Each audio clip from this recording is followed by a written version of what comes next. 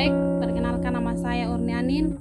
Saya mahasiswa dari Institut Agama Kristen Negeri Kupang, semester 1 Prodi Bimbingan dan Konseling Kristen. Baik, pada video kali ini saya akan menjelaskan materi belajar saya mengenai motivasi dalam belajar. Oke, yang pertama adalah pengertian dari motivasi. Motivasi adalah suatu tenaga atau faktor yang terdapat dalam diri manusia yang menimbulkan, mengarahkan, dan mengorganisasikan tingkah laku dari seorang. Dalam motivasi belajar terdapat 3 teori, yaitu teori kebutuhan yang mengatakan bahwa manusia sebagai makhluk yang tidak akan puas jika hanya salah satu keperluannya yang terpenuhi. Dan yang berikut adalah teori humanistik yang mengatakan bahwa motivasi yang hanya berasal dari masing-masing individu. Dan yang ketiga adalah teori behavioristik yang mengatakan bahwa motivasi dikontrol oleh lingkungan. Yang berikut adalah jenis-jenis motivasi. Terdapat 2 jenis dalam motivasi, yaitu motivasi primer dan sekunder.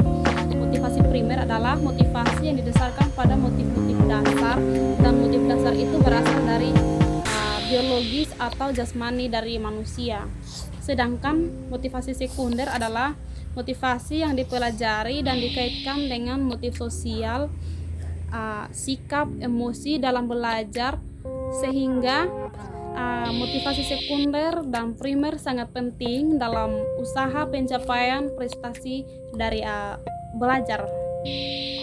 Yang berikut adalah sifat-sifat dari motivasi belajar.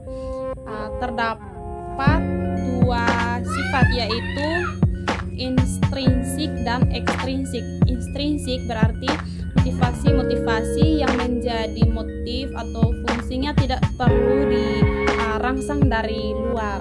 Sedangkan ekstrinsik adalah motif-motif yang aktif dan fungsi-fungsinya karena adanya perangsang dari luar. Yang berikut adalah unsur-unsur yang mempengaruhi motivasi belajar. Pertama, cita-cita, kemampuan belajar, kondisi pembelajaran, kondisi lingkungan belajar, unsur-unsur dinamis belajar, dan yang terakhir adalah upaya guru dalam membelajarkan pembelajaran.